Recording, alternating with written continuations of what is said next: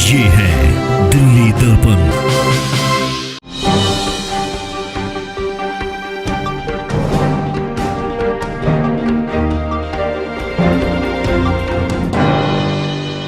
नमस्कार, दिल्ली दर्पण टीवी देख रहे हैं आप। मैं हूं आपके साथ रोहित गुप्ता और अब वक्त हो चला है दिल्ली एनसीआर की 10 बड़ी खबरों का।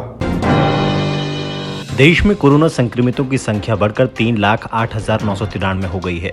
वहीं अब तक मरने वालों की संख्या 8,884 हो गई है। हालांकि अब तक 1,54,330 लोग ठीक होकर घर वापस जा चुके हैं, जबकि 1,45,769 कोरोना मरीजों का इलाज अभी जारी है।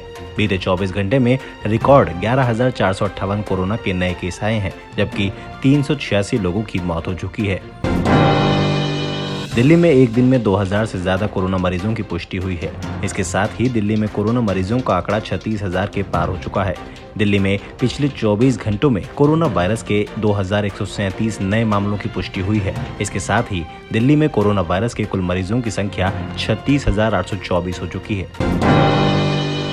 क्या दिल्ली में ठीक से टेस्टिंग हो रही है? इस सवाल के जवाब में दिल्ली के स्वास्थ्य मंत्री सत्येंद्र जैन का कहना है कि अगर टेस्टिंग बढ़ानी है तो आईसीएमआर से कहिए कि वो गाइडलाइन बदल दे। हम आईसीएमआर की गाइडलाइन का उल्लंघन नहीं कर सकते। आईसीएमआर की शर्तों के आधार पर ही टेस्ट हो सकते हैं। सभी सरकारें उन शर्तों को मानने के लिए बाध्य हैं। दिल्ली में सर गंगाराम अस्पताल प्रबंधन ने अपने खिलाफ दर्ज एफआईआर के खिलाफ हाई कोर्ट का रुख किया है। अस्पताल प्रबंधन ने दिल्ली हाई कोर्ट में याचिका दाखिल की है। याचिका में अस्पताल प्रबंधन के खिलाफ दर्ज एफआईआर को रद्द करने की मांग की गई है। सुल्तानपुरी के पूर्व विधायक जय किशन ने वीडियो संदेश जारी करके केजरीवाल सरकार को घेरने की कोशिश की है। उन्होंने कहा है कि अस्पताल के बाहर जाके देखो तो हर तरफ लोग परेशान होते दिख जाएंगे। कोई पॉलिसी तक नहीं बनाई इस केजरीवाल सरकार ने, जिसको पूरी दिल्ली भुगत रही है। सारा जिम्मा मुसलमानों के ऊपर फोड़ा जा रहा है। जमातियों को क्वारंटाइन किया हुआ है। देश विदेश के लोगों को जानवरों की तरह बंद कर दिया गया है। कि मरकज के जुड़े हुए कुछ लोग, कई हजार लोग अभी दिल्ली में आए हैं जो विदेश से हैं, देश से हैं, तो सरकार उनकी जो दुर्गति कर रही है, बड़ी हैरानगी की बात है, बड़ी हैरानी की बात है। बड़ा दुख हो रहा है। उन लोगों को पशुओं की तरह दिल्ली सरकार रख रही है। कोरोना संकट के चलते राष्ट्रीय राजधानी में स्वास्थ्य व्यवस्था को लेकर दिल्ली बीजेपी के पूर्व अध्यक्ष और सांसद मनोज तिवारी ने कहा है कि मुख्यमंत्री अरविंद केजरीवाल इस्तीफा दें। मनोज तिवारी ने ट्वीट किया कि दिल्ली में एक दिन में 2,137 केस सामने आए हैं। अस्पतालों में बेड नहीं है, ऑक्सीजन तो खरीदने का ऑर्डर ही हुआ है। मुख्यमंत्री पब्लिक की चिंता की जगह अपनी फोटो चमकाने में व्यस्त हैं। बस बहुत हुआ, सीएम केजरीवाल इस्तीफा दें। दिल्ली में कोरोना संक्रमण की चपेट में पुलिस के जवान भी आ रहे हैं। दिल्ली पुलिस को कोविड-19 के कहर से बचाने की लगातार कवायद की जा रही है।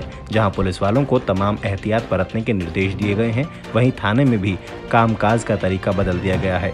इस कड़ी में डीआरडीओ ने दिल्ली पुलिस को कोरोना से बचाने के लिए एक ऐसी मशीन तैयार की है जिसके जरिए वो अपनी वर्दी और तमाम चीजें जैसे लाठी, हेलमेट और बेल्ट को महज 10 मिनट में ही डिसइंफेक्ट कर सकते हैं।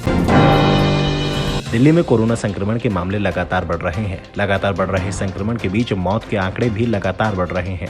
निगमबोध घाट में सालों से अंतिम संस्कार करा रहे आचार्यों का भी कहना है कि कोरोना काल में उनकी मुश्किलें बढ़ गई हैं। बीते 15 दिनों से रोजाना 40 से 50 शवों का अंतिम संस्कार निगमबोध के आचार्य और उनकी टीम करा रही है। हालात ये हैं कि वो भी अब थक चुके हैं।